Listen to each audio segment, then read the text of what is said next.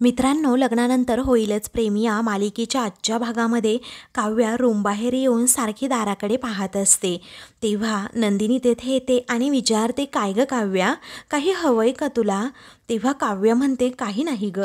त्यावेळी नंदिनी समोर दाराकडे पाहते. तिला माहीत असतं की काव्या आता सारखी दाराकडे पाहतीये म्हटल्यानंतर वाट पाहतीये कुणाची तरी. आता काव्या थोडी कन्फ्यूज असते आणि विचारते, काय ग ताई, तू आत्ताच आली आहेस का इथे, की तुला इथे येऊन बराच वेळ झाला आहे? मग नंदिनी सांगते, अगं 5 मिनिट झाली असतील. का बरं? काव्या अगदी कन्फ्यूज असते आणि विचारते, दारातून येताना तुला कुणी दिसलं का ग? मग आता नंदिनी म्हणते, नाही ग, कुणीच नाही दिसलं. कुणी येणार होतं का? तेव्हा काव्या पार्थचं नाव घेत नाही आणि काही नाही असं म्हणून तेथून जायला निघते. तेव्हा नंदिनी विचारते, अगं नक्की ना? अगं नाही, मी आल्यापासून बघतीये तुझं लक्ष अगदी दाराकडेच लागून राहिलंय ना, म्हणून. तू वाट बघतीयस का कुणाची? तेव्हा काव्या एकदमच शांत होते आणि म्हणते, पार्थ अजूनही आले नाहीयेत. तेव्हा नंदिनीला आता धक्काच बसतो आणि ती विचारते, काय? तेव्हा काव्या विचारते, अगं तुला आश्चर्य वाटलं ना ऐकून? मलाही आश्चर्यच वाटलं की अजून कसे आले नाहीत ते. मग आता नंदिनी हसते आणि म्हणते, अगं तसं नाही, तू इथे त्यांची चौकशी करायला आलीस ना, अगं याचंच मला आश्चर्य वाटतंय. तेव्हा काव्या तर एकदम शांत होऊन जाते. त्यानंतर आता नंदिनी म्हणते, ऐक ना काव्या, अगं पार्थ घरी आलेले नाही याला काहीतरी कारण असेल ना, नाहीतर काम संपल्यानंतर असे रेंगाळणाऱ्यातले नाही येत ते. तेव्हा काव्या म्हणते, म्हणून तर विचार येतो ना मनामध्ये, अजून कसे आले नाहीत ते, आणि म्हणून तर काळजी वाटते ग. असं म्हणून काव्या सारखी सारखी दाराकडे पाहते. तेव्हा नंदिनी आता गालातच हसते आणि विचारते, काय काळजी वाटते तुला त्यांची? मग काव्या म्हणते, हो अगं, कारण वाटणारच ना. तेव्हा नंदिनीला आता खूपच समाधान वाटतं की काव्य थोडी थोडी आता पार्थमध्ये गुंतत चालली आहे.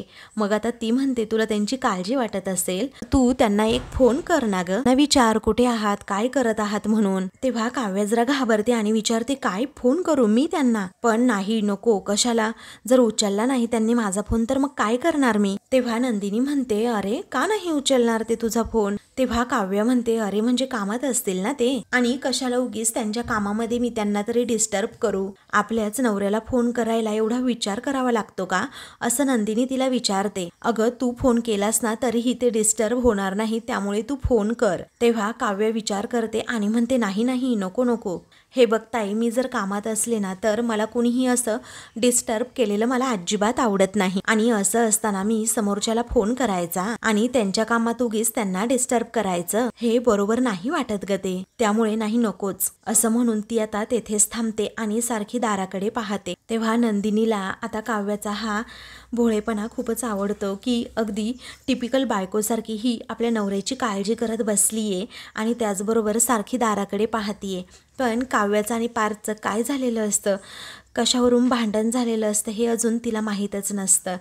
त्यामुळे आता नंदिनी म्हणते, अगं काव्या, तू अशीच इथे बसणार आहे का त्यांची काळजी करत, त्यांची वाट बघत, इथेच घुटमळत राहणार आहेस का आता? तेव्हा काव्या जरा जोरातच म्हणते, अगं मी कुठे घुटमळतीये ताई, अगं काही काय बोलतीयस तू? अगं जस्ट रूममध्ये बसून ना मला बोर होत होतं आणि म्हणून मी सहजच आले आपली बाहेर बघायला, दॅट्स इट, बाकी काही नाही. तेव्हा नंदिनी हसूनच म्हणते, हो का? मग काव्या म्हणते, हो. त्यानंतर काव्या पुन्हा एकदा हायपर होते आणि विचारते, ताई ऐक ना गं, मी मानिनी काकूंना जाऊन विचारू का की पार्थ हे कधी येणार आहेत, काय त्यांच्याबद्दल काही त्यांना माहीत असेल का? आता मी तरी इथे का बोलत बसली तुझ्या बरोबर, मी जाऊन विचारतेच हा ताई. पण नाही नाही, नको नको, असं म्हणून काव्या पुन्हा तेथेच थांबते आणि तिच्या मनाचा आता पूर्णपणे गोंधळ उडालेला असतो. त्याही उगीच टेन्शन घेतील ना, असं म्हणून तिला आता अस्वस्थ असल्यासारखं वाटतं. तेव्हा काव्याच्या मनात पार्थबद्दल असणारी ही काळजी पाहून आता नंदिनीला खूप छान वाटत असतं. तेव्हा ती विचारते, काव्या बाळा, तू ठीक आहेस ना? मग आता काव्या म्हणते, हो मी अगदी ठीक आहे, मला काय झालंय, बरं मी रूममध्ये जाऊन बसते हा आता. तेव्हा नंदिनी हसतच तिला गुड नाईट म्हणते. मग काव्याची नजर पुन्हा पुन्हा दाराकडे जाते आणि दाराकडे बघतच ती रूमकडे जायला निघते.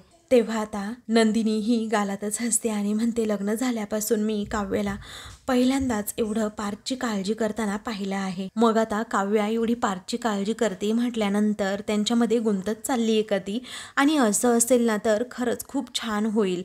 माझं आणि जीवाचं नातं तर जुळता जुळता तुटत आले, आता निदान तुमचं नातं तरी पुन्हा जुळावं असं मला वाटतं. आता जे माझ्या वाट्याला आलं ते काव्य आणि पार्थच्या नशिबात यायलाच नको, एवढीच माझी देवाकडे प्रार्थना आहे. तर दुसरीकडे जीवा हा आपल्या रूममध्ये बसलेला असतो आणि नंदिनी बरोबर सगळ्या घडलेल्या गोष्टींचा तो विचार करतो. नंदिनीने ज्या प्रकारे डिवोर्स पेपर त्याच्यासमोर ठेवले त्याचाही विचार करत तो आता म्हणतो, फक्त विचार करून चालणार नाहीये जीवा, आता ना काहीतरी ॲक्शन घ्यावीच लागेल. असं म्हणून तो खूप म्हणजे खूपच अस्वस्थ होतो. काय करू त्याला कळत नाही. तो आता रूममध्ये नुसता फिरत असतो, त्याला सुचत नसतं.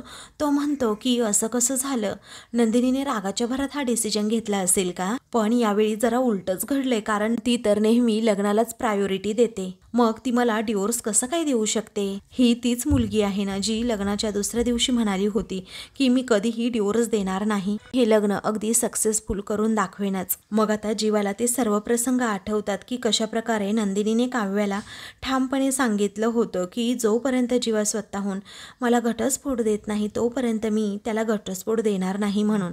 तेव्हा या गोष्टीचा विचार करत तो आता म्हणतो, नंदिनीशी या विषयावर बोलायलाच हवं, तिच्या मनात काय आहे ना हे सुद्धा जाणून घ्यायलाच हवं, मग मी बोलेन तिच्याशी, असा तो मनात विचार करत करत एकदमच शांत होतो. आणि मला बोलावंच लागेल, म्हणजे आता तिचा डिसिजन काहीही असू देत, पण तिने घाईत आणि रागात कोणताही डिसिजन असा घ्यायला नको. ती आली की तिच्याशी बोलेन मी. इकडे नंदिनी आता बाहेर बसलेली असते, त्याच वेळी तेथे आता पार्थ येतो आणि मग नंदिनी त्याला पाहते आणि म्हणते, अरे तुम्ही आलात, असं म्हणून ती अगोदर त्याला पाणी प्यायला देते. तेव्हा तो थँक्यू असं म्हणून तिला बसा असं सांगतो. तेव्हा समोर असलेलं चेसबोर्ड पाहून आता तो विचारतो, काय एकट्याच खेळतायत का?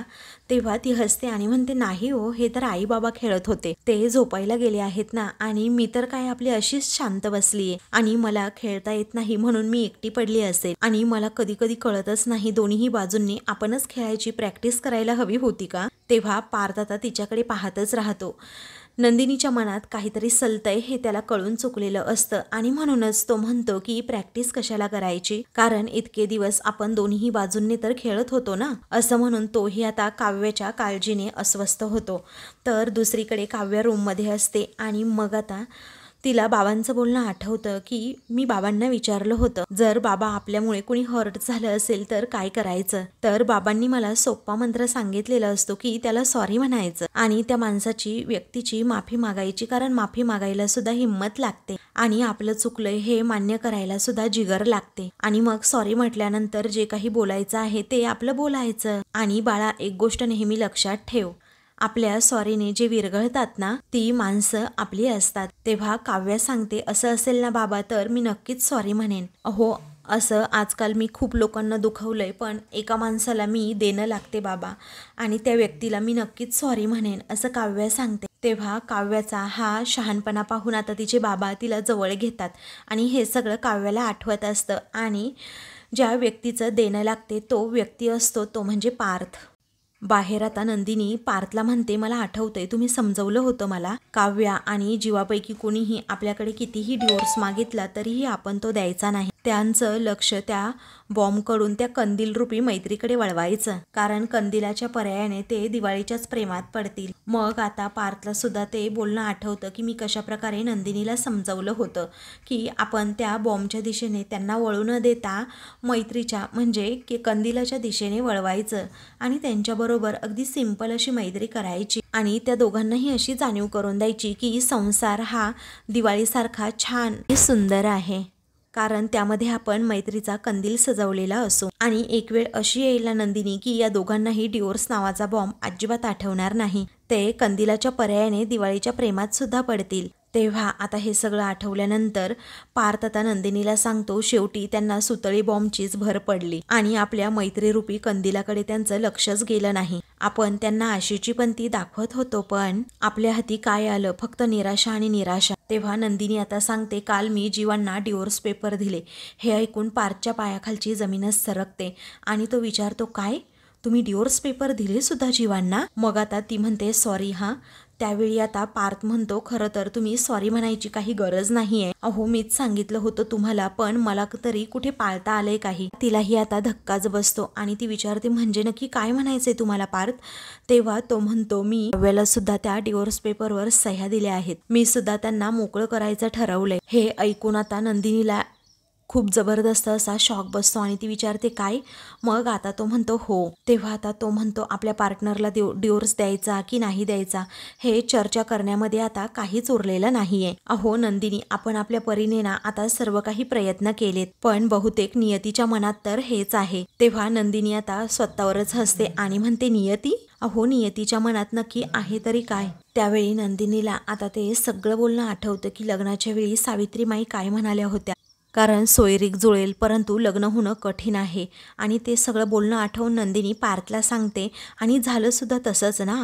मोहिते आणि देशमुखांमध्ये सोयरीक तर जुळली, पण आता आपण जे पाऊल उचलतोय ते सुद्धा आता राहणार नाही. मग मलाही कळत नाही पार्थ, कधी कधी 1 महिन्याचा हा खेळ आपण नक्की कशासाठी खेळलो? तेव्हा पार्थ म्हणतो, फक्त समाधानासाठी. हे पहा, आपण आपले अगदी 100% दिले आहेत नंदिनी, आणि त्यामुळे आपल्याला समाधान तरी मिळालंय. तेव्हा नंदिनी म्हणते, पण ना मला पार्थ खूप भीती वाटते. म्हणजे घरात जेव्हा या सगळ्यांना डिवोर्स बद्दल कळेल तेव्हा काय होणार आहे सांगा बरं? पार्थ म्हणतो, काव्याला म्युच्युअल कॉन्स्टंटवर सही देताना माझ्या डोक्यात सुद्धा हा विचार आलाच होता. तो म्हणजे स्पेशली आईचा. आईला काय वाटेल? कारण आई आपल्या दोघांना नेहमी म्हणायची की लग्नानंतर होईलच प्रेम, कारण तिच्या दोन्ही मुलांचा डिवोर्स होतोय हे समजल्यानंतर तिची काय अवस्था होईल. तेव्हा नंदिनी म्हणते, तेच. अहो राहून राहून ना माझ्या मनात तेच येतंय सारखं. ते म्हणतात ना, अहो लग्न 2 व्यक्तींमध्ये होत असेल तरीही 2 कुटुंब ही आयुष्यभरासाठी एकमेकांबरोबर अशी जोडली जातात, आणि डिवोर्सच्या बाबतीत सुद्धा अगदी तसंच आहे. कारण 2 व्यक्तींमध्ये डिवोर्स होतो म्हणजे दोन्ही कुटुंब तडकाफडकी आपले संबंध हे संपवायला घेतात, आणि याचीच सर्वात जास्त मला भीती वाटते. मला काय वाटतं पार्थ, आपण आपल्या दोघांच्याही डिवोर्सचा निर्णय, म्हणजे आपण आपल्या पार्टनरला डिवोर्स देतोय हा निर्णय आपण इतक्यामध्ये तरी घरातली कुणाला कळवायला नको. तेव्हा पार्थ अगदी शांत होतो आणि विचारतो, सांगा बरं मला, आपण किती दिवस लपवणार आहोत हे? अहो कधी ना कधी हे सगळ्यांना कळणारच आहे, पण ठीक आहे, शक्य आहे ना तोपर्यंत आपण नक्कीच प्रयत्न करूयात. तेव्हा आता नंदिनी एकदमच शांत होते आणि विचारते, काय हो पार्थ, तुम्हाला काय वाटतं, काव्या आणि जीवा या दोघांनाही पश्चाताप होईल की ते दोघेही अगदी म्युच्युअली त्या डिवोर्स पेपरवर सह्या करून टाकतील? पुढे आता पार्थ सांगतो, ते काय करतील याचा अंदाज जर आपल्याला आला असता तर आज ही वेळच आली नसती आपल्यावर. पण असो, आता काही हरकत नाही, कारण आपल्या दोघांचा तर डिसिजन झाला आहे. जा तुम्ही तुमच्या रूममध्ये जा आणि आराम करा, आणि असं किती वेळ बाहेर बसणार आहात, आणि सोफ्यावर नाही तर रूममध्ये जाऊन झोपा, असं पार्थ आता नंदिनीला सांगतो. तेव्हा नंदिनी पार्थकडे पाहतच राहते, कारण तिला आता समजलेलं असतं की पार्थने मला पाहिलं इथे बाहेर सोफ्यावर झोपताना, त्यामुळे ती अगदी धक्क्यानेच त्याच्याकडे पाहते. तेव्हा नंदिनी आता उठते आणि म्हणते, नाही, माझं जरा किचनमध्ये काम आहे, तेवढं पटकन आटपते आणि मगच मी जाईल. मग आता नंदिनी विचारते, काय हो, काव्याला झोप लागल्यानंतर तुम्ही रूममध्ये जाणार होतात ना, आणि म्हणूनच तुम्ही उशिरा आलात ना ऑफिसमधनं? तर आता दोघांच्याही मनातलं एकमेकांनी ओळखलेलं असतं, तेव्हा पार्थकडे सुद्धा बोलायला काहीच शब्द नसतात, त्यामुळे तो आपला एकदम गप्प होतो. तर आता पार्थ काहीही उत्तर न देता लगेचच तेथून जातो. तेव्हा नंदिनी आता एकदमच शांत होते आणि तेथेच आपली त्या खुर्चीवर बसून राहते आणि त्या बुद्धिबळाच्या पटाकडे पाहतच राहते. तिला मानिनीचं बोलणं आठवतं की वजीर जरी बाहेर पडला ना तरीही खेळ हा सुरू राहूच शकतो, कारण राजा जर खेळातून बाहेर पडला तर खेळ कधीही सुरू राहू शकत नाही. तेव्हा आता नंदिनी एकदमच शांत होते. गोष्टीचा विचार करत करतच ती आता तिकडे रूमकडे जाते. इकडे पार्थ हा आपल्या रूममध्ये आलेला असतो, तर काव्या तिथे अभ्यास करत अजूनही बसलेली असते. पार्थला एवढा उशीर होऊन देखील तिने आता अभ्यास करण्याचा निर्णय घेतलेला असतो. खरं तर ती पार्थची वाटच पाहत असते. तेव्हा ती लगेचच पार्थ आल्याबरोबर त्याच्याकडे जाते आणि त्याला म्हणते, पार्थ ऐका ना प्लीज, अहो मला बोलायचं होतं तुमच्या बरोबर. तर आता पार्थ एकदमच शांत होतो, काव्याकडे धड तो पाहत सुद्धा नाही. मग आता ती जरा शांत होते आणि विचारते, मी या अगोदर कधीच बोलले नाही ना, असं काहीतरी तुमच्या बरोबर बोलायचंय, माझ्या पास्ट बद्दल तुम्हाला सगळं काही सांगायचंय आणि त्याबद्दलच बोलायचंय. तेव्हा काव्याचा आता कोणता पास्ट एका क्षणी पार्थ हा विचार करतो आणि तिच्याकडे खूप वेळ पाहतच राहतो. तेव्हा तेव्हा काव्यसुद्धा घाबरते की पार्थला हा पास्ट सांगू की नको, परंतु आता तिने मनाशी निश्चय केलेला असतो की काहीही झालं तरी मला माझ्या पास्टबद्दल सांगावं लागेल, सर्व गैरसमज हा दूर करावा लागेल, मी अशी का वागते याचं कारण पार्थला तर सांगावंच लागेल. इकडे नंदिनी ही किचनमध्ये असते. तेवढ्यातच जीवा आता तेथे येतो आणि नंदिनीकडे पाहतच राहतो. आता त्यालाही नंदिनी बरोबर बोलायचं असतं, तिची माफी मागायची असते आणि तुला डिवोर्स द्यायचा नाहीये मला असं सांगायचं असतं. तो आता तिच्याजवळ जाऊन उभा राहतो. तेव्हा नंदिनी अगदी धक्क्यानेच त्याच्याकडे पाहते आणि तिला आता जीवाचा प्रचंड राग आलेला असतो. तेव्हा ती त्याच्याजवळून दूर जाऊ लागते. तेव्हा जीवा आता रिक्वेस्ट करतो की नंदिनी प्लीज, अगं प्लीज नंदिनी ऐक ना माझं एकदा, अगं मला फक्त तुझी 5 मिनिट हवी आहेत, मला ना तुझ्याशी थोडं महत्त्वाच्या विषयावर बोलायचंय, असं जीवा आता शांतपणे तिला म्हणतो. आता जीवाचं बोलणं ऐकण्यात नंदिनीला एकही काही इंटरेस्ट नसतं, त्यामुळे ती आता लगेचच बाहेर जाऊ लागते. जीवा तिच्यासमोर येऊन थांबतो आणि विचारतो, तुला ऐकायचं होतं ना ती मुलगी कोण आहे? आता मी सांगायला तयार आहे की नक्की माझ्या आयुष्यात कोणती मुलगी होती. हे ऐकून नंदिनीला आता धक्काच बसतो आणि ती आता वेगळ्याच अपेक्षेने जीवाकडे पाहू लागते. तेव्हा आता नंदिनी विचारते, कोण होती ती मुलगी? पण मला अजून एक विचारायचंय, तुम्ही माझ्याशी बोलताय का? हो खरंच, असं म्हणून ती त्यालाच आता कोड्यात टाकते. तेव्हा जीवा विचारतो, तू असं का बोलतीयस? मी सिरियसली सांगतोय नंदिनी तुला, आणि मी ना तुझ्याशीच बोलतोय. तेव्हा तो सांगतो, ज्या मुलीवर माझं प्रेम होतं ना, असं म्हणून तो अगदी सिरियस होता तर सांगू लागतो. तेव्हा नंदिनी म्हणते, ती मुलगी कोण होती, कोण आहे, याबद्दल मला आता काहीच ऐकायचं नाहीये, कारण या अगोदर मी जेव्हा सुद्धा तुम्हाला त्या मुलीबद्दल विचारलं तुम्ही मला कधीच उत्तर दिलं नाही, आणि म्हणूनच मी शांतपणे विचारलं, तुम्ही माझ्याशीच बोलताय का? नंदिनीने असं विचारल्यानंतर जीवा म्हणतो, आय नो, मी मान्य करतो की मी तुला या अगोदर तिच्याबद्दल कधी काही सांगितलं नाही, कधी काही बोललो नाही, पण मी आता सांगायला तयार आहे ना, ती मुलगी नक्की कोण होती आणि कोण आहे. मला माझा सर्व भूतकाळ तुझ्यासमोर सांगायचंय नंदिनी, असं म्हणून तो रिक्वेस्ट करतो. तेव्हा नंदिनीला आता जीवाचं बोलणं ऐकण्यामध्ये काडीचाही रस नसतो, त्यामुळे ती आता तेथून निघून जाते. तेव्हा जीवा तिच्या पाठीपाठीमागे करतो आणि तिच्या पाठीमागे जात म्हणतो, नंदिनी ऐक ना तू, अगं नंदिनी ऐक ना. तरीही नंदिनी ऐकतच नाही. ती जीवाचं बोलणं सततच टाळू लागते. तर जीवा सारखाच तिच्या मागे फिरतो आणि म्हणतो, नंदिनी तुला ऐकायचंच नाहीये का आज? अगं एकदाच ऐकून घे ना प्लीज. तेव्हा नंदिनी पण आता भडकते आणि म्हणते, तिचं नाव ऐकण्यामध्ये ना मला एकही इंटरेस्ट नाही आहे, मी तुम्हाला सांगितलंय ना अगोदर, त्यामुळे त्या मुलीचं नाव मला सांगू नका आणि मी ऐकणारसुद्धा नाही आहे. मग आता तो म्हणतो, अगं असं काय करतेस, मी त्या मुलीचं नाव सांगितल्यावर तुला कळेल, मी एवढे दिवस का सांगत नव्हतो तुला त्या मुलीचं नाव, अगं फक्त एकदा तरी ऐकून घे, अशी तो रिक्वेस्ट करतो. आणि काव्याबद्दल सगळं काही नंदिनीला यावेळी तरी सांगण्याचा अगदी ठामपणे निर्णय घेतो. पण यावेळीच नंदिनीनेच माघार घेऊन आता पासून वेगळं होण्याचा खूपच मोठा निर्णय घेतलेला असतो आणि त्यामुळेच ती आता म्हणते की जीवा, मी तुम्हाला 1000दा सांगितले, मला त्या मुलीचं नावच ऐकायचं नाहीये आणि प्लीज ज्या गावी मला जायचंच नाहीये त्या गावाचं तिकीट काढण्याची मला अजिबात इच्छा नाहीये, त्यामुळे आता तुम्ही सुद्धा काही सांगू नका आणि मी काहीही ऐकणार नाहीये. तेव्हा आता तो म्हणतो, अगं ऐक. तरीही नंदिनी ऐकत नाही आणि ती तेथून लगेचच जाते. तेव्हा जीवा एकदमच शांत होऊन जातो की अगोदर ती माझ्या मागे मागे करायची आणि आता डिवोर्स पेपर नंदिनीने माझ्याकडे दिल्यानंतर मी तिच्या पाठीपाठी करतोय. म्हणजे आता काव्याची आणि जीवाची सेम तशीच सिच्युएशन झालेली असते. तो नंदिनीच्या मागे पुढे करत असतो, तिला समजवण्याचा प्रयत्न करत असतो.